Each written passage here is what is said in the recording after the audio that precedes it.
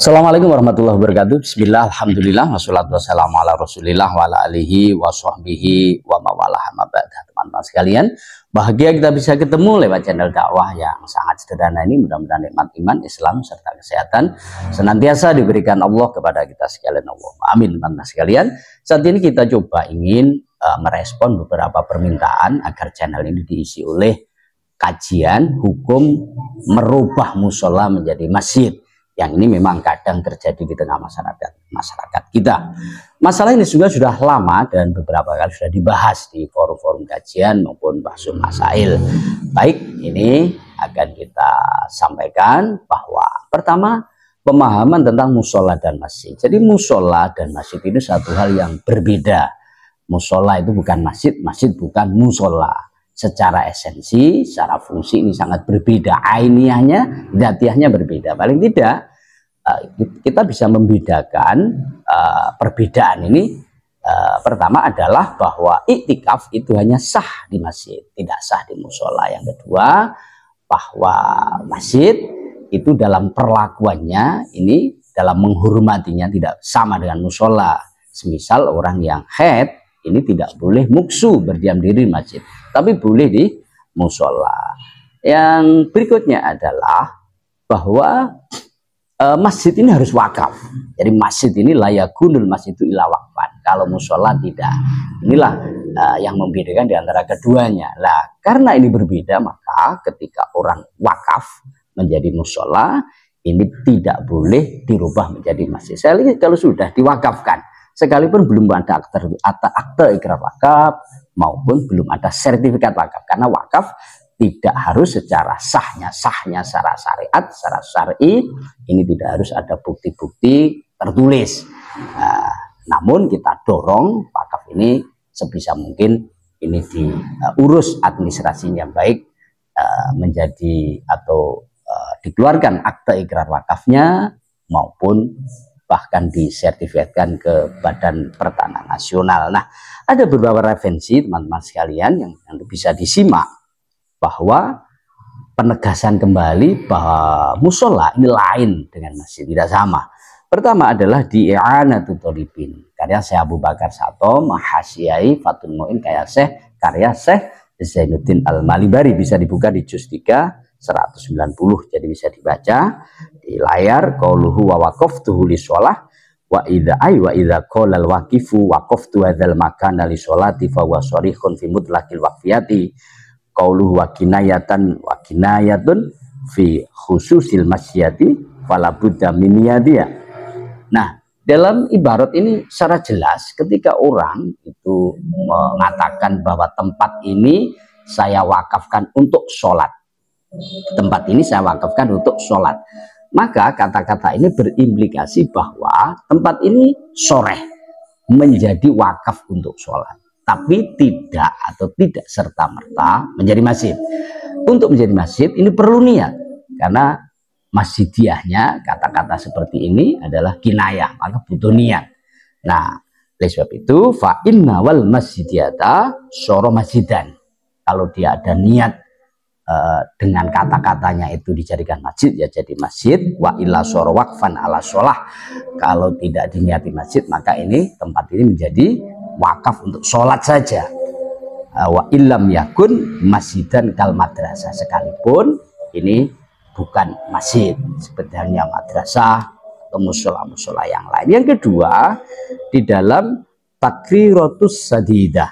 Takriratus Sadidah ini adalah kumpulan fatwa-fatwa dari Madzhab Syafi'i, karya dari Syekh Zain bin Ibrahim bin Zain Smith. Ini sangat masyhur di kalangan pesantren kita. Di sana dijelaskan bahwa surutul i'tikaf sittatun, bisa disimak. Aniyah liqaulihi innamal a'malu binniyat. Jadi syarat sahnya i'tikaf itu ada 6. Kemudian as-sani ayyakuna fi masjidin kholisin masjidiyati fala yajuzu fi nahwi musalla aw ribatin.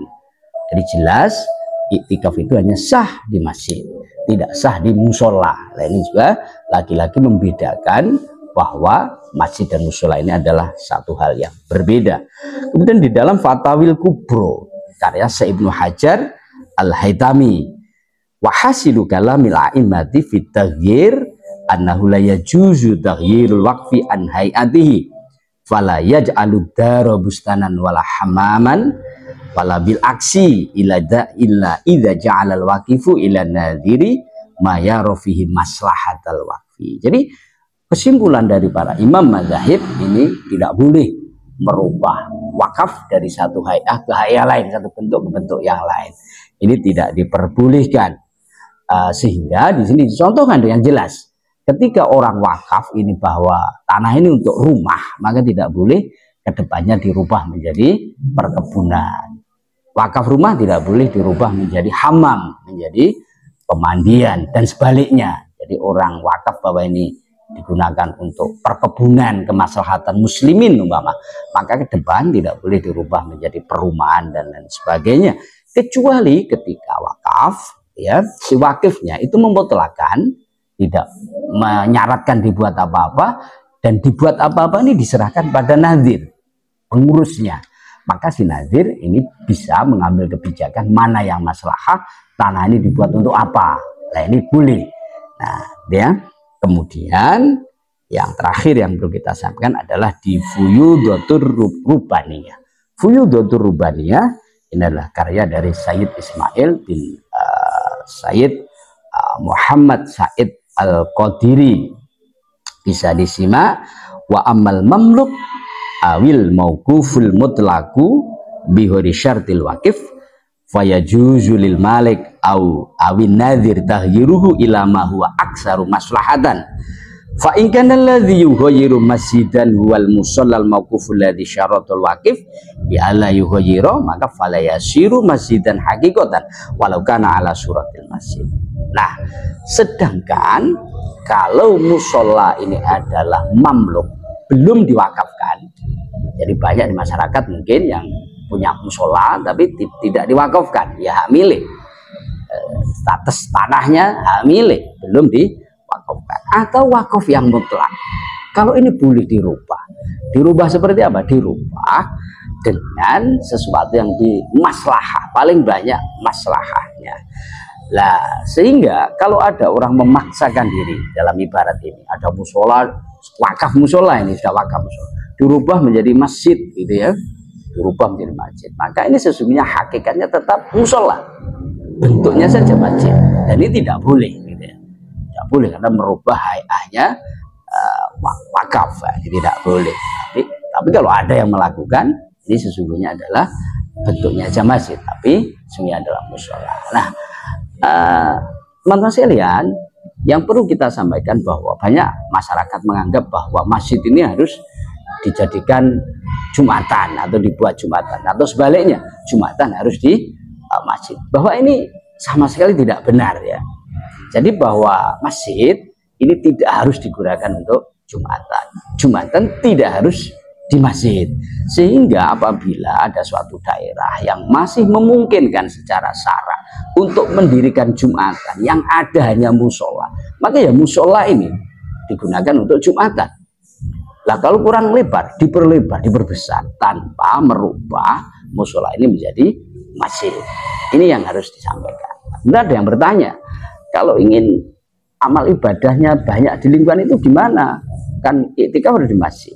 Maka caranya adalah tidak harus merubah musola, tapi di dalam musola itu ada tempat atau beberapa sisi gitu. Ini yang kemudian ditutupi dengan karpet, bisa kemudian dipatenkan, atau dengan keramik atau tegel kemudian dipatenkan, dan itu diniati wakaf masjid. Maka yang sudah ditutupi dengan marmer yang diniati masjid ini, atau karpet yang kemudian ditasmir ya, dipaten ya, ini menjadi masjid, maka ini menjadi masjid. Ahkamul masjidiyahnya berlaku, sehingga itikaf di situ maka boleh. Ini caranya sebagai solusi kalau pengen ada musola tapi pengen ada tempat-tempat yang sah digunakan untuk itikaf, jangan seperti itu. Nah, kajiannya ini bisa dibuka di dalam materi di channel ini di beberapa waktu yang lalu, silahkan dicari ya, bahwa masjid ini kita bisa membuat masjid di rumah. Artinya bagaimana ada ruangan kemudian kita niati wakaf masjid ya ini ya. Nah, untuk memperkuat ini teman-teman sekalian, kita punya Qulyubi wa Umairah. Jadi ini adalah hasyiahnya Mahali ya. Al-Mahali 105. Di sini disebutkan bahwa orang itu kalau sudah wakaf maka kepemilikannya sudah lepas. Jadi infikak an milkil adamiyin, ini sudah lepas, ini milik Allah, sehingga apa? Tidak boleh ditarik, juga tidak boleh dirubah. Termasuk orang yang wakaf ini tidak boleh gonta-ganti terhadap fungsi wakaf. Jadi karena ketika sudah keluar ikrar wakaf gitu ya, niat wakaf, melafatkan wakaf, maka ini sudah milik Allah, bukan miliknya. Kemudian di dalam Bujairimi Al-Khatib ini di sini bisa disimak. Di sini bisa kita pahami dalam ibarat ini bahwa kalau tidak diketahui wakaf ini dulu masjid atau musola bahwa begitu, maka ini silahkan diputuskan mana yang maslahah.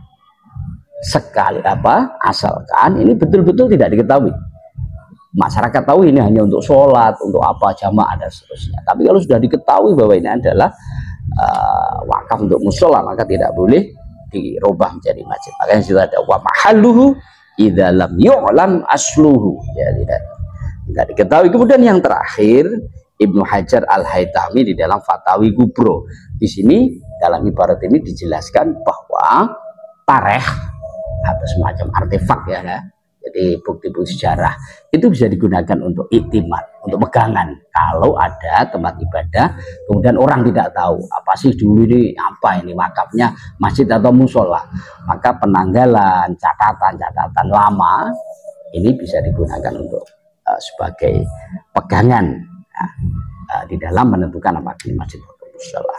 Demikian, mudah-mudahan bermanfaat.